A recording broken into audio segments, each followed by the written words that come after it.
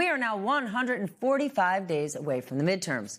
This morning, Donald Trump threatened a third straight day of strikes on Iran. Then he abruptly announced those strikes would not happen because some sort of deal was imminent. Of course, we've heard the president make that claim many, many times over the last couple of months, and absolutely no deal has happened.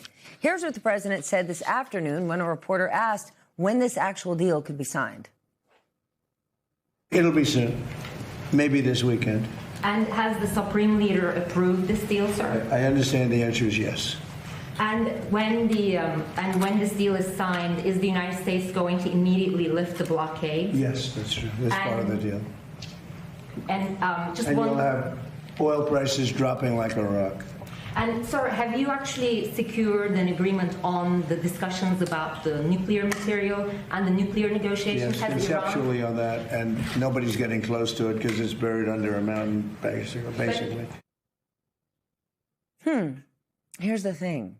A senior Iranian official linked with the talks told MS Now that Iran has not agreed to any kind of document or any sort of framework with the United States. And the president was not finished making announcements today. He also said he would nominate U.S. Attorney and former SEC chair, you remember him from the first term and now the second term, Jay Clayton, to become the new director of national intelligence. The president has faced a whole lot of bipartisan backlash for appointing his boy, Bill Pulte, to that job in an acting capacity. But Trump still says that Pulte will still have the job, at least for a while. Watch this.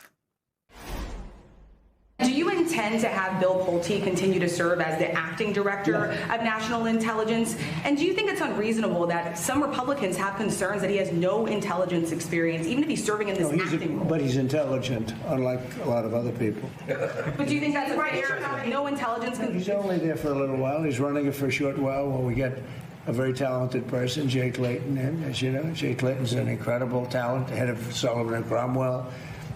He was head of the SEC. He's now Southern District.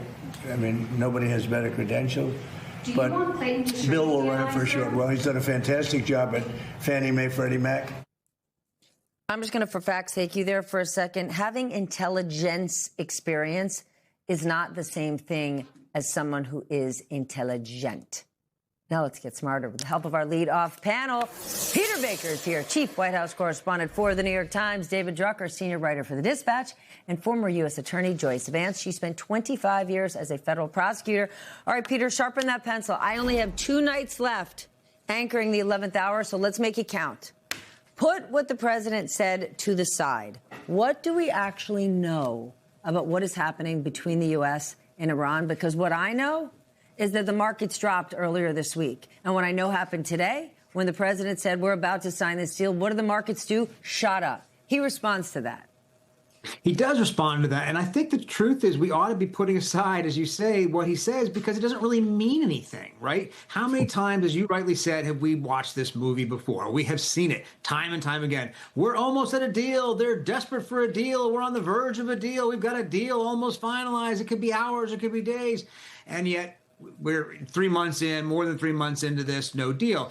There may be a deal at some point, but I think we should stop listening to what the president says because it's not very meaningful. It's not a reliable account of what's going on because every few hours it shifts. We're going to have a big fight. We're going to have a big strike. Well, now we're not going to have a strike because we're on the same page. The Supreme Leader is on board. He's not on board. You know, let's stop looking at what he says and just pay attention to what he does. And what he does is show that he wants to avoid a resumption of the full-scale war that had ended in the ceasefire in April, if he can avoid it. But what he has not done so far is actually strike a deal that he can claim is better than the one that Obama had or better than the status quo before the war started. And that's the real test. We could also forget what he was, forget what he is, and just observe how he feels.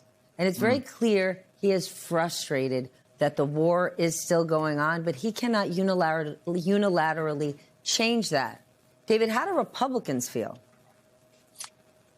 Well, look, I mean, I think there's a lot of frustration in Republican circles and on Capitol Hill that they don't have a roadmap for this, right? I mean, I think the Iran war, as we've discussed before, is something that a lot of them were predisposed to support, and many of them were glad the president took action. but they were never consulted. There was never buy-in, and now it's a war. It's not a war. Oh wait, it's a war again. And I think for Republicans, all they're looking to do is have this not be an albatross on their midterm election prospects. And so, to the extent that the president can calm nerves and calm markets, and give the impression that there's progress toward some sort of cooling off and resolution, I think they'll take what they can get. The issue here, as Peter mentioned, is that we have a deal and then we don't have a deal. And even if we have a deal, we don't actually know if it's acceptable. A couple of weeks ago, the president heralded a deal. It might have been the fourth or fifth time he had done that. And as details leaked of what that deal might be, a lot of Republicans on Capitol Hill said, and other conservatives around the country said, this is a horrible deal. Don't do it. And I think that's one of the reasons why the president backed off somewhat, notwithstanding the fact that it doesn't appear that the Iranians are interested in any sort of deal that in any way would be acceptable to the United States. It's a horrible deal. Don't do it. And at the same time, they and most of the rest of the country don't want us in this war, which puts the president in the quagmire that he's in. The president said, Peter, once again, that this agreement is imminent. It could happen this weekend. But let's actually look at everybody's weekend plans, because our Secretary of State, Marco Rubio, he's spending tomorrow at a World Cup game. And on Saturday, the president has the UFC steel cage fight. And it's going to be J.D. Vance, Steve Witkoff, and Jared Kushner. They would be the ones representing him. Isn't this the biggest conflict the U.S. has to resolve right now? And if we were really going to resolve it, if we were really going to sign a meaningful agreement, wouldn't the president of the United States be there? Yeah, it doesn't give the impression of somebody who's devoting full time and energy to getting us out of this war and getting prices back. Or believes it's a good deal worth a victory lap.